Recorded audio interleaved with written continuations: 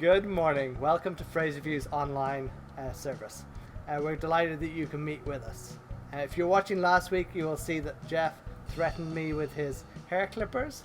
As you will notice, he has not yet captured me. He seems to think that my hair has got ridiculous. I like to think of it as a marker of the time that COVID has gone, so that you know that time is passing by and my hair is growing. And maybe like Samson, my strength is in my hair, who knows. I may eventually have to allow Jeff to capture me due to the fact I went and looked in the window of my barber's shop on Saturday, and it looks like they've gone out of business. They'd removed all their stuff, which is very sad. We hope that you enjoy this morning and you benefit from singing along with the songs, answering the questions during our reflection, and thinking a little bit about how you can practice engaging in a deeper prayer life. We encourage you to take part in each piece as it comes so that we can all gather together by the Spirit here in Richmond. So be blessed as you listen and watch this morning.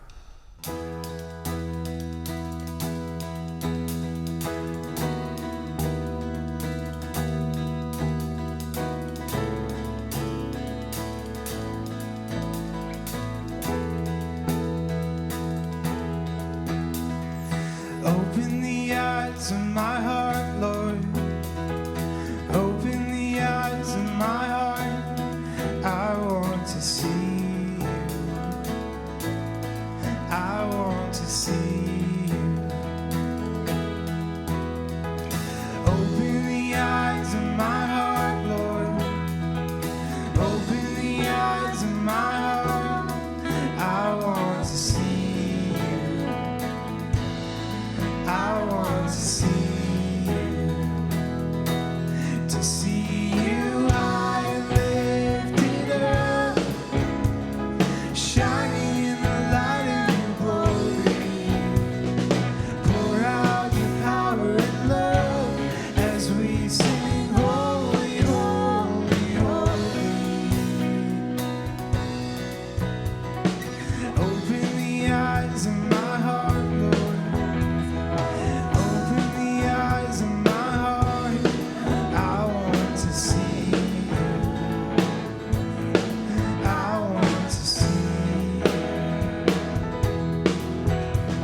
Oh, open the eyes of my heart, Lord. Open the eyes of my heart. I want to see you. I want to see you. To see you high and lifted up, shining in the light of your glory. Pour out your power and love as we sing, holy, holy, holy. To see you high and lifted up, shining in the light of your glory. Pour out your power and love as we sing, holy, holy, holy. Holy, holy, holy. Holy, holy, holy. Holy, holy, holy. I want to see you. Holy, holy, holy. Holy, holy, holy. Holy, holy, holy. I want to see you. To see you high and lifted up, shining in the light of your glory. Pour out your power and love as we sing, holy, holy, holy. To see you high and lifted up, shining in the light of your glory. Pour out your power and love as we sing, holy, holy, holy. Holy, holy, holy. Holy, holy, holy.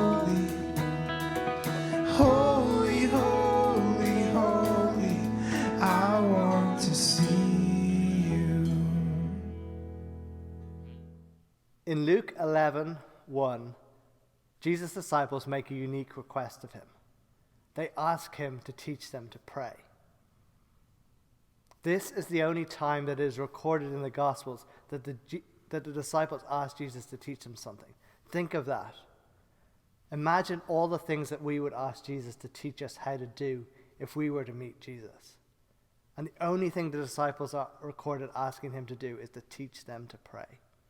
And I think that's because they recognize that Jesus' leadership, his counseling, his storytelling, his preaching, his healing, his other miracles, they all come out of this relationship that he has with the Father. They all come out of that time in which he prays. The Gospels frequently recount that Jesus headed off to pray on his own before his day started, or to take time apart so that he could be with the Father and could nurture that relationship. And I think the disciples see that, and so as they ask him to teach them to pray, they are asking about how you maintain and develop that relationship with the Father. I don't think they're asking about the techniques or the methods they should use. They're not asking how do you stay awake late at night when Jesus asks you to pray through the night, which will be a problem they'll have later on. They aren't asking about how you feel like the words that you're saying really mean something. Instead, they're asking about that intimate relationship that he has with the Father. They're asking, how do you maintain and develop that relationship so that it'll work and function and fill your life just the way that the Father's love has filled Jesus' life? The disciples want to be in that intimate and engaged relationship with God that fills and colors all of their life. And I'm hoping that's what you desire.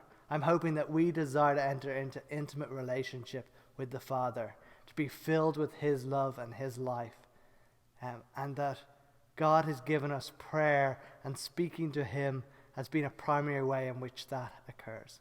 And so in the next few weeks, we're going to consider how we become people who pray deeply, who know God deeply, and who, because of that, are shaped to live a transformed life in the world, and to see him color all aspects of our life as we speak to him about our lives, and speak to him about the lives of those that we love and support.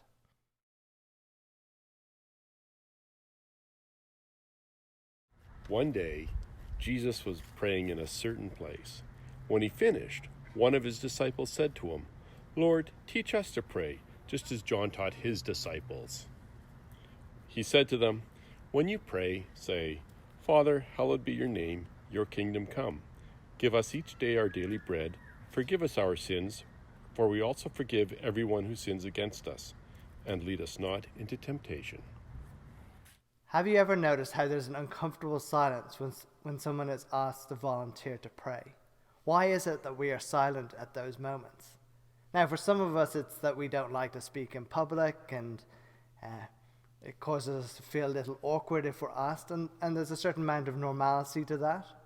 But I think also many of us struggle to know how we should pray even when we're in private. So what causes us to struggle to pray? What is in our reluctance to speak to the God who loves and cares for us? Prayer, whether in public or in private, often causes us to overanalyze the words we're using. We feel a range of different pressures. One of those is we feel like we have to use exactly the right words, like there's some formula which correctly expresses our theology and correctly expresses our faith, and that if we don't get the words right, either other people will look down on us or God won't accept our prayers. So we create that kind of pressure for us. But we also have this pressure that occurs in our lives when we think that the words we use have to be filled with meaning which comes from our uniqueness.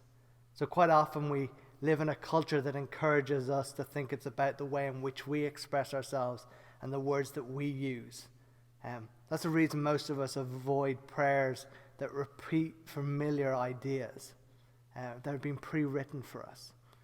And I think there's a place for those prayers to be used as a way to help focus us so that we can focus on our relationship with God without always having to worry about how and which words we're using and whether they express us well. They can teach us how to use our own words at times when that's appropriate. And so the purpose of these prayers is so that we can learn to relate to God. And the problem is that when you're overthinking how you want to appear to someone, when you overthink how you want to use your words, then you have a problem speaking to God. And obviously this is not an encouragement that we want to talk to God flippantly. We want to talk to him with reverence and acknowledging his position, but we also should talk to him in a way that recognizes that he has chosen to be in loving friendship with us, and that he desires to be in relationship with us, so there's not a pressure for us to perform for him. I think at an even deeper level, prayer can be difficult for us for two opposite and opposing reasons. One, we worry about what to do when we feel like God doesn't respond, when God is silent. And at the other end of the scale, we sometimes worry that God might really turn up in our prayers and might really speak to us.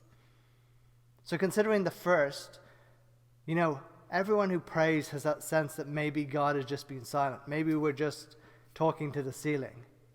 Maybe God isn't really there and isn't really responding to us, and that is a challenge for the way in which we express our faith. It's a challenge for us as we try to live in relationship with God. And it's a deep and difficult challenge for us. It's hard in this world where the action of God is often covered over, and the way in which God speaks to us is often covered over, to be able to discern exactly where his voice is in our world, in a world that sort of helps cover him up. And of course, on the other end, we worry that God will really respond to us and that he will then disrupt our lives. He will ask us to do things that are difficult, and we all like to be comfortable. We all prefer that position. But of course, part of following Jesus, part of responding to God, being in relationship with him, allowing him fill our lives, is that we give him the option to disrupt our lives on occasion. Sometimes he disrupts us in an effort to help us grow and to become better people, and sometimes he disrupts us because love requires that our lives are disrupted and not so comfortable. So my question for you is, and I would like you to think through this, is what prevents you from praying more? I assume you pray sometimes. What stops you from praying more? What is the thing in your life that prevents that? I recognize in my own life that often it is the sense that I'm very busy, and that my being busy is a reference to my importance and a reference to the way in which I change the world. And so it is easy for my calendar to become filled in a way which causes prayer not to be a priority. I tend to find that short prayers before meetings, before meeting people, before engaging in activities are easy for me to do. Prayers that prepare me for the next task that I think is so important. But I find it much more difficult to create that space so that I can develop intimacy with God and enter into that intimate relationship. And that's often because I'm running from thing to thing that I think I'm doing for God, but I'm not actually spending the time to get his opinion on it, or to hear his voice, or to be empowered by his presence before running to do those things. And so, as I try and develop my prayer life, I try and push back and create a little bit more time for focusing on the intimate prayer with God, where we talk about not just what I'm doing, but how I'm feeling, and I share the struggle and the joy of my life with him. I love that feeling when I pray and I feel like I've kind of stepped outside of myself. I feel really light and tingly. My eyes are closed and I feel like, yeah, I got it. I figured out how to talk with God. But that kind of leaves the suggestion that all the other times that I pray, I'm actually not connecting with God, and I place those expectations on myself and kind of beat myself up a little bit about it. The reality is I have that euphoric prayer kind of feeling where I'm really one with God. I've had it maybe 10 times in the last 5 years, so it doesn't happen very often. So I think what really hinders me in my prayer life are the expectations I place on myself that every time I pray has to be this euphoric moment. But the reality is I'm often praying and I lose my train of thought, or I forget what was I talking about, or where was I, or what am I even praying about? And it kind of reminds me of driving, when I'm driving from point A to point B and I arrive at point B and I sit back and I wonder, gee, how did I get here? Was I obeying all of the traffic rules? Did I run over a cat on the way here? What exactly happened? I know I've arrived safely, but how did I get here? And I think that reminds me how I need to look at my prayer life, that God knows where my heart is and where my mind is and how I'm communicating with him. And he knows that I'm on a journey and that I'm walking right alongside with him. So I need to be really careful of the expectations I place on myself about making the perfect prayer. I don't think that really exists. It's communion with God. And just pay a little bit more attention on the arriving, and that I've actually arrived with God, and how I got there could be a lot of detours, but I've actually arrived with him by my side. I think that these days there are a lot of things that are competing for my attention. I think that a lot of the times that I choose not to pray is not because I don't enjoy praying. It's more because I recognize that there's something easier to do, and my brain wants to default to doing the easier thing.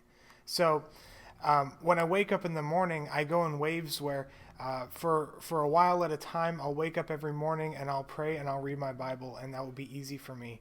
But then I'll go through other periods of time where I wake up and the first thing that I think of is what's happening on Instagram or Twitter, and I'll just pick up my phone and be distracted by that instead. It's not because I made the conscious decision not to pray. It's rather that my subconscious internal decision is that it's easier for me to go on my phone or to watch Netflix for a little bit before work, rather than it would be just to pray and spend time with God. And so I think that the challenge for me is then to create space very intentionally, rather than slipping into the default. It is creating space intentionally so that I can spend time with God in prayer on a regular basis.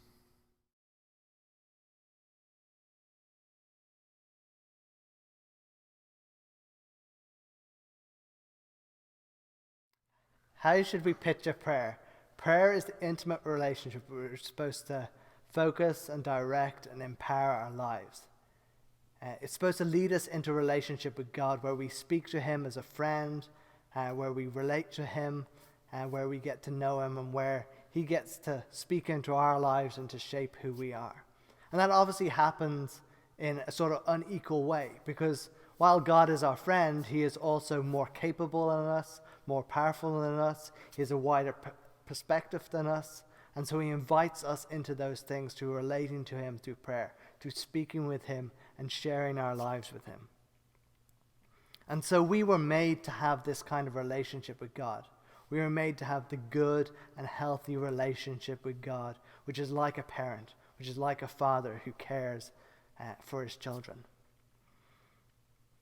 And so prayer is supposed to help make us conscious of where God is present in our lives and how he is active and working in us and through us, how he is changing us and molding us through time. To be conscious of the presence of God in our lives is a reminder that we are not alone, and that we are not allowed to do whatever we want to do with our lives. So our culture encourages us to think that we are alone. It encourages us to act in a way which we could describe as being practical atheism. It encourages us to get on with the daily events of our lives, our interactions with our family and our other people, our jobs, our social activities, to do all of them in a manner which pays no reference to God, and instead push God into a space which we might consider a religious experience if we want to fit that into our week. But of course the Christian claim is that God is God over the whole week, and so part of the role of prayer is to push back on that part of our lives. It's to engage us in dialogue and relationship with God in every aspect of our life, so that he is always present with us. He is always filling the moment. He's filling every conversation, every action, every thought that we have. So prayer takes us from this practical atheism where we're focused on ourselves and benefiting our own lives, and instead it changes our perspective so we see the world a bit more like God does, and from that perspective then we learn to love our neighbor and to care for others and to expand ourselves out into bringing flourishing to the world. Prayer reminds us not just that we aren't alone, but also that we are made and shaped by our relationships, that our lives are porous, that we are filled and empowered by the relationship we enter into, that we breathe in these relationships and they become the very substance that sort of powers and shapes our life, shapes our direction, where we go. And that's why it's important in our lives that we consider the things that we spend our time thinking about consider the people that we spend our time with and take leads from, and that we consider the kind of activities we engage in. They all become ways in which our lives are shaped and directed towards various situations. And so part of prayer's purpose is it helps us order all that stuff. It helps us make God the priority, which then helps us order other aspects of our lives. We become filled with God, and he starts to create the pattern of our lives, which is the pattern of his work in the world and his love and flourishing for society. As we become filled with his relationship with us, that sort of shapes us so that we fit into his family, the church, into his kingdom, into the new society that he's making. And that new society then allows us to offer hope to the rest of the world. We become people who invite others into God's family because we are in intimate relationship with him. And other people can see when we are living in and out of that relationship, when we are breathed in that relationship deeply, and it has changed us. And so prayer does that for us. It reminds us that we are in relationship with God all the time. He is always present with us. And it reminds us that he is the one who is ordering and shaping our lives, and we let him fill up our porous lives. So my question for us is, what about this picture of prayer is most appealing to you? And for me, what I love about this picture is that it reminds me that the things that I spend my life on and spend my focus and attention on are what shape my life, and that I slowly become like those things.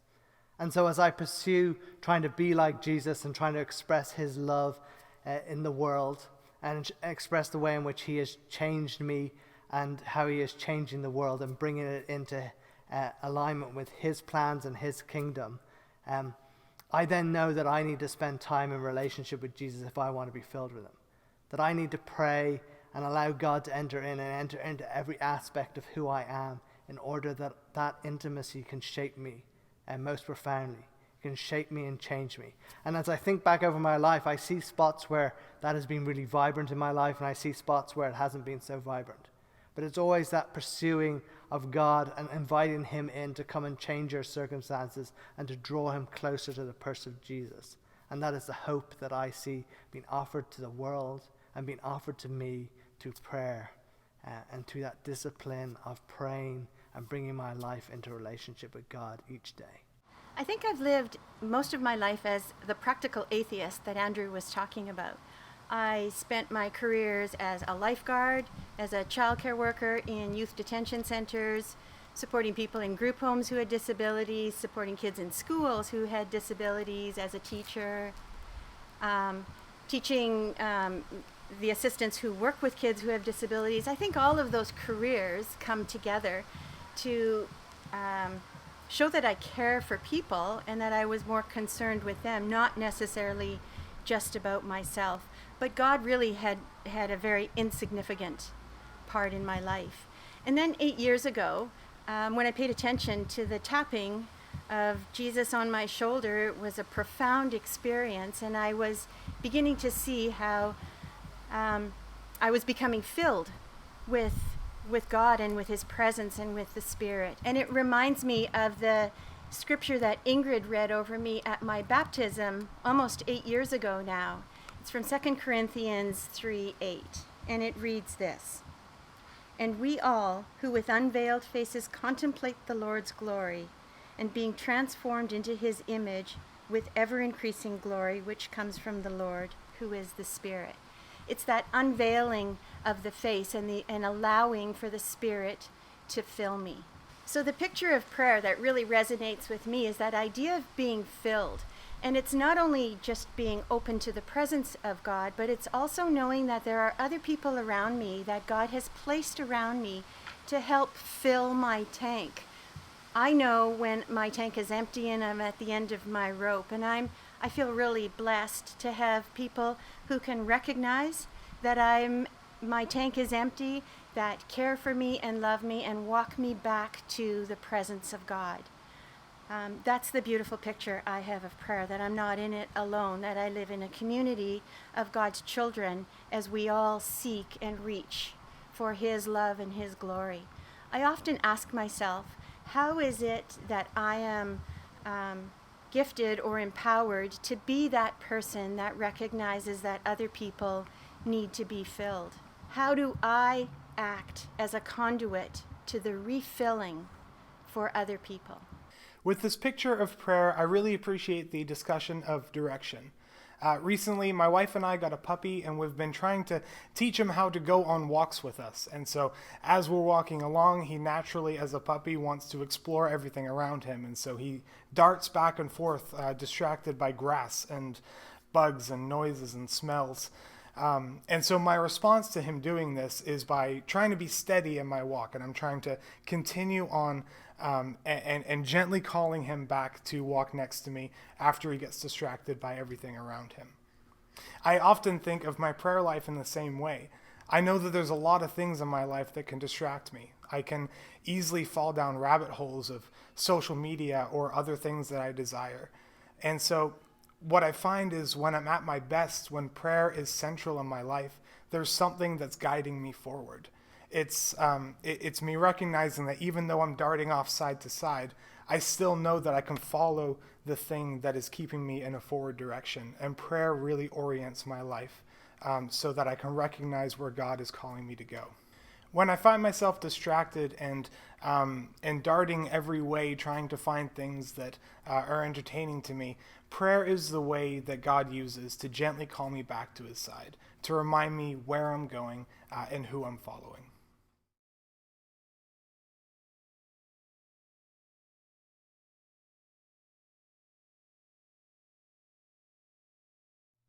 Each week, I'm going to leave you with a prayer activity which can hopefully strengthen your prayer life.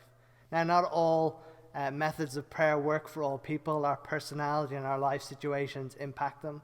So stick with the ones that seem to resonate with where you are in your life. And hopefully we can all together sort of build and increase our ability to pray and our sense of intimate relationship with the Father who loves us.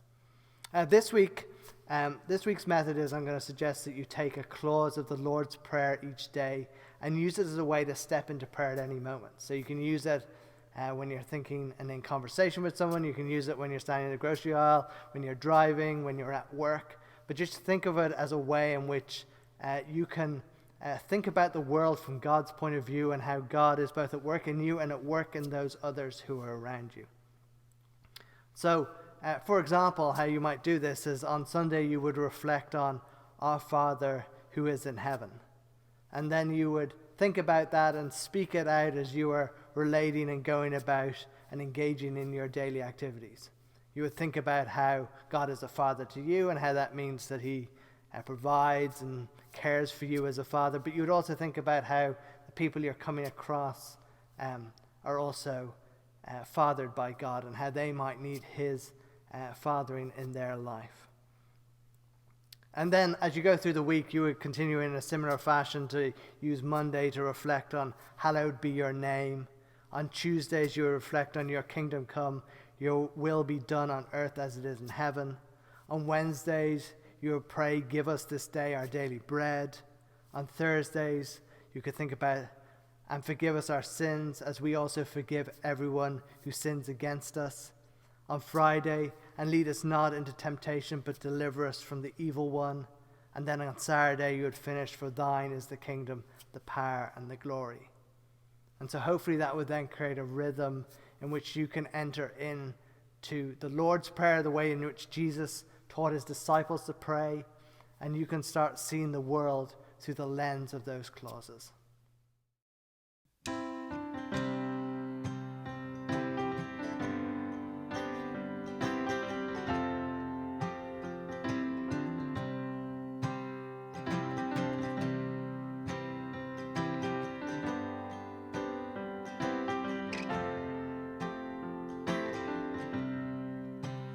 Come thou fount of every blessing, tune my heart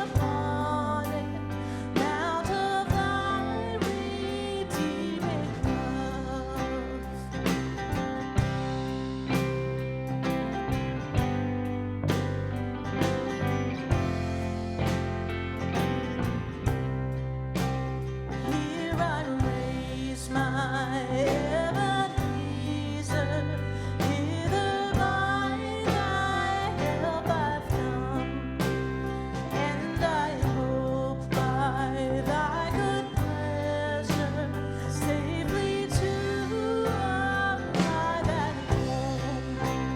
Jesus sought me when a stranger, wandering from the fold of God, and He to rescue me from danger interposed His precious blood.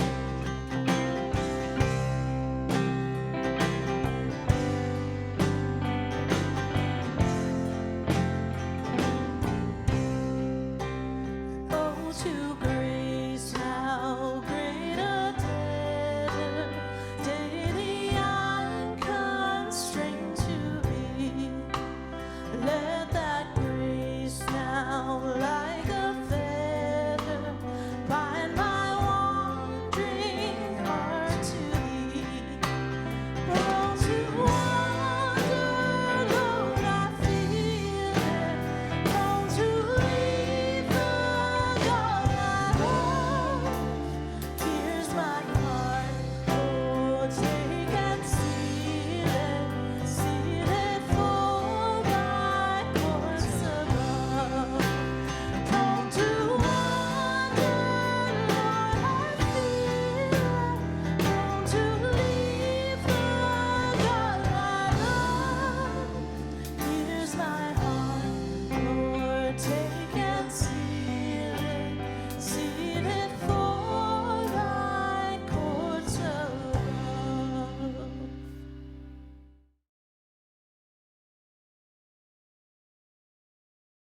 You, God, are my God. Earnestly I seek you. I thirst for you. My whole being longs for you in a dry and parched land where there is no water. I have seen you in the sanctuary and beheld your power and your glory. Because your love is better than life, my lips will glorify you. I will praise you as long as I live, and in your name I will lift up my hands. I will be fully satisfied as with the richest of foods. With singing lips, my mouth will praise you. Well, thank you for joining with us. We remind you that during the week on Wednesday nights at 6 p.m. there's gardening here at the building at Fraserview.